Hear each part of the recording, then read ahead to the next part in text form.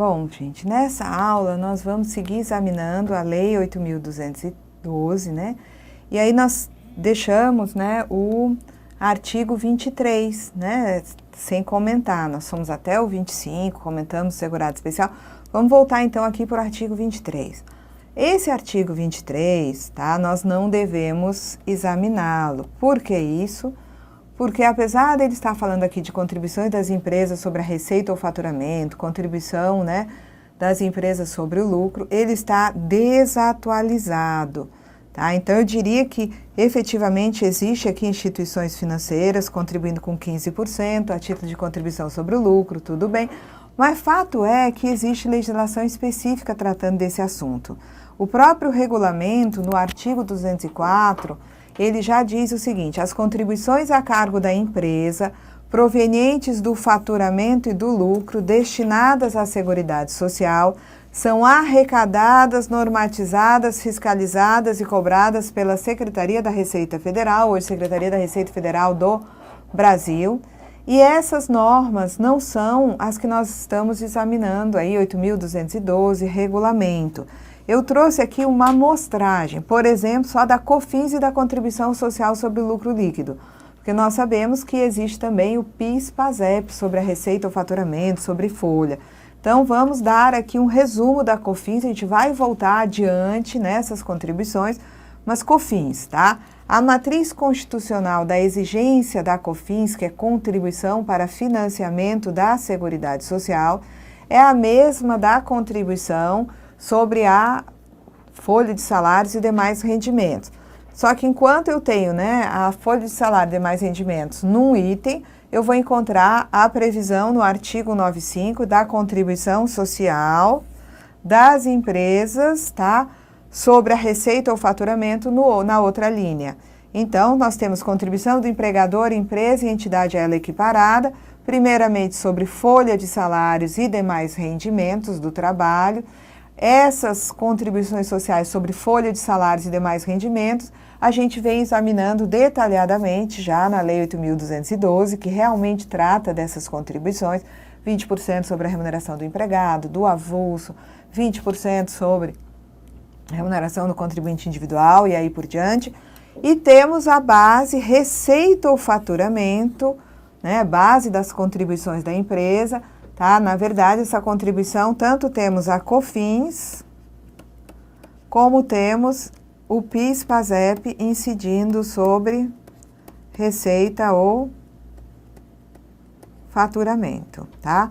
E mais adiante, nessa mesma aula, vamos tratar um pouquinho da contribuição social sobre o lucro líquido. Então, a COFINS é a contribuição da empresa sobre a receita ou faturamento.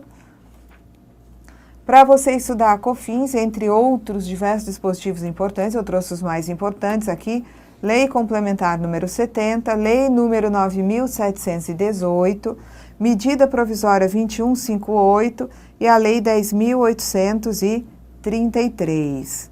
Tá? Os regimes de incidência da COFINS, tá, são tanto, né, nós temos o regime cumulativo como o não cumulativo.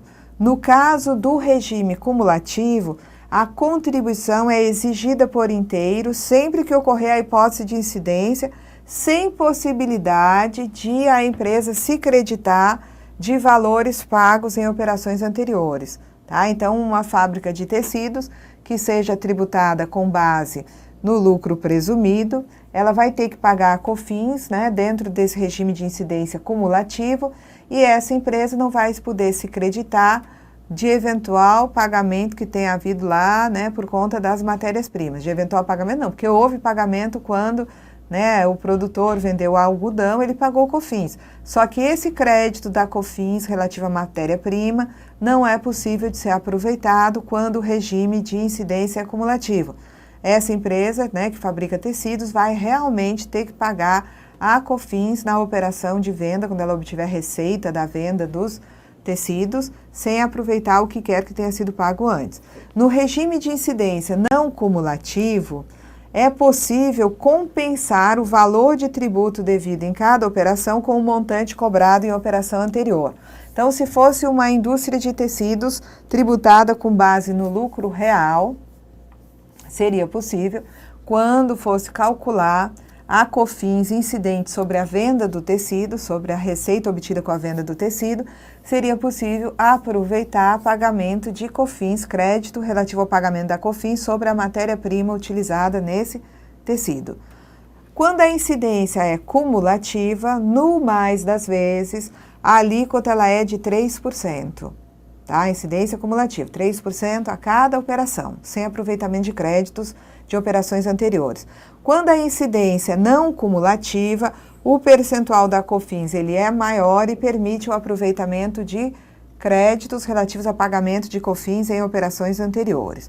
No que diz respeito a COFINS, existem bases e alíquotas diferenciadas, existem alíquotas concentradas, alíquotas reduzidas, alíquota zero, regimes especiais, isenções, imunidade. Isso só poderá ser examinado mais adiante, quando a gente terminar de examinar a Lei 8.212, terminar de examinar a Lei Complementar 123, que trata do Simples, nós vamos parar para olhar as disposições legais sobre a COFINS, tá? Então, tratamentos específicos nós encontramos por tipos de receitas ou de produtos. Esses tratamentos podem determinar alterações em bases e alíquotas. Existe o sistema de incidência monofásica, existem regimes especiais. Todo esse detalhamento só pode ser visto adiante. Então, na base de cálculo, nós temos algumas situações onde há exclusão de receitas legalmente previstas. Exemplo, as instituições financeiras têm deduções específicas para apurar a base de cálculo. E no caso da alíquota das instituições financeiras, não vai ser só 3%, vai ser 4%. Existem situações de exigência de COFINS com valor fixo por unidade de produto. Existem situações onde a alíquota foi zerada, reduzida para zero. Bom, no que diz respeito à contribuição social sobre o lucro líquido, tá? Essa contribuição, a matriz constitucional dela também é o artigo 195, que fala das contribuições sociais, né? Lembra desse artigo 195? A Seguridade Social será financiada por toda a sociedade de forma direta e indireta, nos termos da lei, mediante recursos provenientes dos orçamentos da União, Estados, Distrito Federal e municípios e das seguintes contribuições sociais. Aí vem contribuição sobre folha e demais rendimentos, contribuição sobre a receita ou faturamento e a contribuição sobre o lucro. E a contribuição sobre o lucro, tá? É a CSLL, Contribuição Social sobre o Lucro Líquido. Então, qual é a fundamentação legal? Dentre outras disposições importantes, nós temos aqui, tá, as que nos interessam mais. Lei 7.689, Lei 8.034, Lei 8.981, Lei 10.637, Lei 11.727 e Instrução Normativa número 390. Então, os contribuintes da contribuição social sobre o lucro líquido são todas as pessoas jurídicas domiciliadas no país e as que lhes são equiparadas pela legislação do imposto de renda, tá? E também contribuem, né, com a contribuição social sobre o lucro líquido, entidades sem fins lucrativos que não se enquadrem na isenção de que trata o artigo 15 da Lei 9.532, tá? Nessa Lei 9.532, se considera como isenta da contribuição social sobre o lucro líquido a instituição de caráter filantrópico, recreativo, cultural e científico, associações civis que prestem serviços para os quais houverem sido instituídas e os coloquem à disposição do grupo de pessoas a que se destinam sem fins lucrativos. Tá? Considera-se entidade sem fins lucrativos a que não apresente superávit em suas contas ou, quando apresenta esse superávit em determinado exercício, destine referido resultado integralmente ao incremento de seu ativo imobilizado. Então, se é uma entidade sem fins lucrativos que não se enquadra na isenção prevista aqui na Lei 9.532, tá? De 97, ela vai ter que pagar também a contribuição social. Também são contribuintes da contribuição social sobre o lucro líquido, associações de poupança e empréstimo, as bolsas de mercadorias e de valores, embora isentas do imposto de renda, essas empresas vão ter que pagar a contribuição social sobre o lucro líquido. Então, não há uma coincidência 100% de contribuintes do imposto de renda e da contribuição social. Essas associações de poupança e empréstimo, bolsas de mercadoria e de valores, não pagam imposto de renda, mas vão pagar a contribuição social sobre o lucro líquido. Os fundos de investimento imobiliário, previstos na Lei 8668, que aplicarem recursos em empreendimento imobiliário que tenha como incorporador, construtor ou sócio, um cotista que possua isoladamente ou em conjunto com pessoa a ele ligada mais de 25% das cotas do fundo de investimento imobiliário, vai pagar também a contribuição social sobre o lucro líquido. Empresas públicas e sociedades de economia mista, bem como suas subsidiárias, são contribuintes da contribuição social sobre o lucro líquido nas mesmas condições das demais pessoas jurídicas. Entidades submetidas a regime de liquidação extrajudicial e de falência sujeitam-se às mesmas normas de incidência da contribuição social sobre o lucro líquido aplicáveis às demais pessoas jurídicas em relação às operações praticadas durante o período em que perdurarem os procedimentos para a realização do ativo e pagamento do passivo. Vamos lá. Quais são as contribuições sociais, né, sobre o lucro líquido? Deixa eu voltar aqui, tá? No caso aqui, eu não coloquei as alíquotas, deveria tê-lo feito. Nessas disposições legais, nós encontramos as seguintes alíquotas: 9% para as empresas em geral e 15% para as instituições financeiras. Então, vejam que quando a gente examina as disposições que estão lá no início, deixa eu voltar aqui para os slides, quando a gente examina essa disposição aqui, por exemplo, que está na Lei 8.212, nós verificamos que é um problema a gente se ocupar do artigo 23. Por quê? Porque o artigo 23 ainda fala, tá, numa contribuição sobre a receita, ou seja, num pagamento de COFINS com um percentual de 2%.